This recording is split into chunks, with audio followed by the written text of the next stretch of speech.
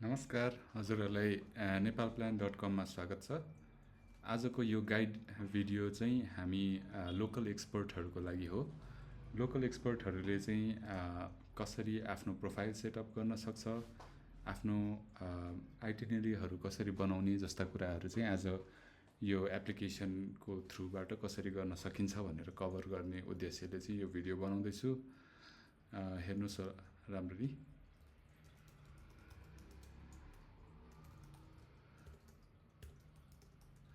हाम्रो सुरुमा चाहिँ अब युजर नेम पासवर्ड अथवा हजुरले गुगलबाट साइन अप गर्नुभएको छ भने गुगलमा साइन इन गर्न सक्नुहुन्छ। एकचोटि लगइन भइसकेपछि चाहिँ हजुरले लोकल एक्सपर्टको ड्यासबोर्ड देख्नुहुन्छ। ड्यासबोर्डमा चाहिँ हजुरको अपर्च्युनिटीहरू ओपन भएकोहरू देख्न सक्नुहुन्छ। यता चाहिँ अब जुन ट्राभलरहरूले रिक्वेस्ट गर्नुभएको छ त्यो सबै यता देखिन्छ। यसमा चाहिँ अब हजुरहरूले आफ्नो बिड प्लेस गर्नुपर्ने हुन्छ। त्यसै गरी यता यो आइकनमा चाहिँ हामीले आफ्नो आइटिनरीहरू राख्न पाउने र आफ्नो सेटिङहरू हेर्न पाउने हुन्छ। सेटिङहरूमा हजुरले आफ्नो कभर फोटो, लोगो, आफ्नो डिस्क्रिप्सन, आफ्नो स्पेसियालिटी के हो र ग्यालरी जस्तो कुराहरू राख्न पाउनुहुन्छ। र तपाईँले आफ्नो युजर नेम सेट गरेपछि चाहिँ बल्ल आफ्नो प्रोफाइल चाहिँ पब्लिक हुन्छ है। जस्तै अब हजुरले आफ्नो युजर नेम राख्नुभयो,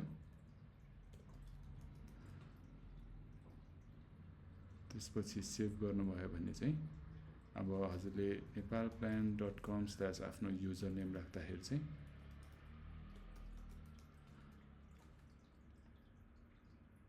यसरी आफ्नो प्रोफाइल देखिने भयो। अब यसमा चाहिँ अब पहिलो अकाउन्ट भएको भएर खासै केही पनि छैन। अब यसमा जसरी हजुरले यहाँ आफ्नो डिटेल्सहरू अपडेट गर्दै जानुहुन्छ त्यसरी नै उता आफ्नो पब्लिक प्रोफाइल देखिन्छ। र यो प्रोफाइल चाहिँ हजुरले आफ्नो लिङ्क चाहिँ साथीभाइसँग सेयर गर्न सक्नुहुन्छ।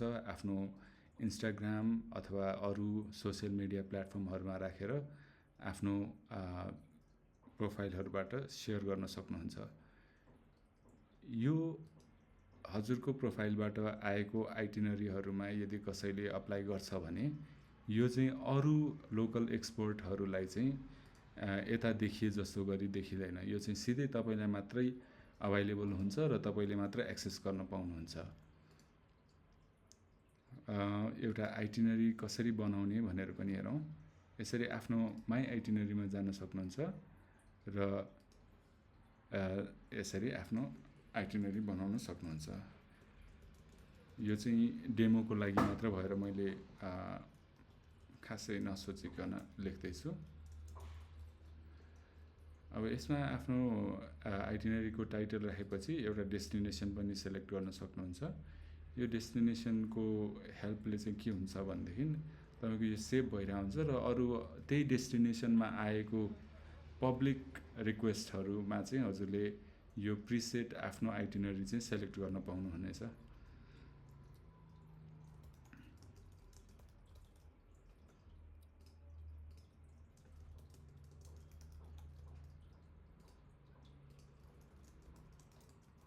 अहिले मैले तत्कालको लागि चाहिँ एकदम छोटो आइटिनरी राखेको छु। यसमा हजुरले डिस्क्रिप्सन पनि राख्नुपर्ने हुन्छ, टाइटल र डिस्क्रिप्सन।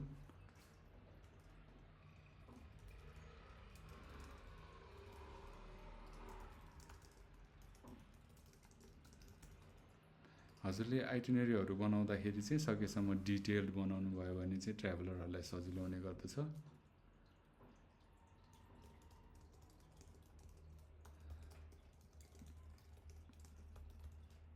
यसरी आफ्नो आइटिनरी भएपछि पब्लिस गर्न सक्नुभयो। यो पब्लिस भएको आइटिनरीहरू चाहिँ हजुरले आफ्नो प्रोफाइलमा चाहिँ हेर्न पाउनुहुनेछ। यसरी देखिने भयो।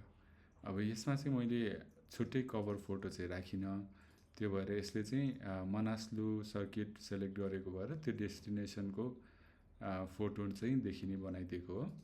अब जस्तै हजुरले बनाउनु भएको आइटिनरी चाहिँ सपोज अब यता हाम्रो मनासलु सर्किटकै एउटा रिक्वेस्ट आइरहेको छ। यसमा सबमिट हजुरले बिड सबमिट गर्दाखेरि चाहिँ आफ्नो अभाइलेबल आइटिनरीलाई चाहिँ प्रिसेलेक्ट गर्नुहुन्छ सक्नुहुन्छ। जस्तो त्यसले गरेर चाहिँ हजुरले भनौँ न यो सबै अब आफूले हरेकचोटि टाइप गरेर राख्नुपर्ने भएन।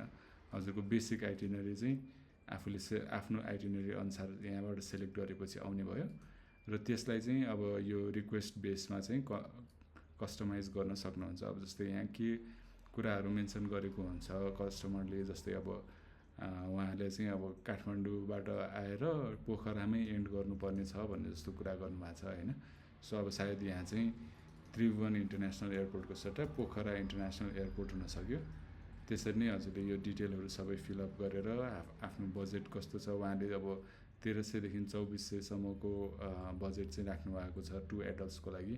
अब हजुरले कतिसम्म अफोर्ड गर्न सक्नुहुन्छ त्यसरी चाहिँ बिड राख्न पाउनुभयो। हजुरले आफ्नो प्याकेजमा चाहिँ अब के इन्क्लुड गराउनुहुन्छ, सबै मिल इन्क्लुड गराउनुहुन्छ कि अब ब्रेकफास्ट र डिनर मात्र दिनुहुन्छ कि त्यो सबै सेलेक्ट गर्न सक्नुहुन्छ। र त्यसरी सबै यो डिटेलहरू गरिसकेपछि आफ्नो प्रपोजल पठाउन सक्नुहुन्छ।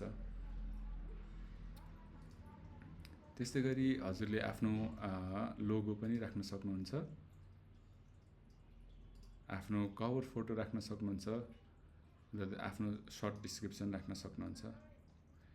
अब हजुरको स्पेसियालिटी के हो भनेर, जस्तै अब अन्नपूर्ण रिजन कल्चरल टुर हो कि के चाहिँ हजुरको स्पेसल हो त्यो राख्न सक्नुहुन्छ। र आफ्नो ग्यालेरी 9वटा इमेज राखेको छौँ हामीले अहिलेलाई, यो चाहिँ हजुरले एड गर्दै जान सक्नुहुन्छ। र यसमा चाहिँ अब हजुरको पहिला ट्रेकहरू जाँदाको कुनै राम्रो तस्बिरहरू अथवा त्यस्तो चाहिँ राख्दा राम्रो देखिन्छ। यसरी हजुरले सेभ गर्नुभएपछि आफ्नो यो प्रोफाइल चाहिँ त्यहाँ हजुरले राखेको डिटेल अनुसार अपडेट हुने भयो। जसरी अघि हामीले सेलेक्ट गरेको स्पेसियालिटीहरू देखिन थाल्यो, अघि आइटिनरी राखेको थियौँ त्यो देखिन थाल्यो। अब यो रिभ्यूहरू चाहिँ हजुरको गाइडहरू आएअनुसार अथवा ट्राभलहरू हजुरले कन्डक्ट गरे अनुसार आउने भयो। हजुरहरूसँग एक्जिस्टिङ रिभ्युजहरू छ भने कृपया हामीलाई सम्पर्क गर्नुहोला र हामीले चाहिँ अपडेट गर्न सक्छौँ अहिलेको लागि।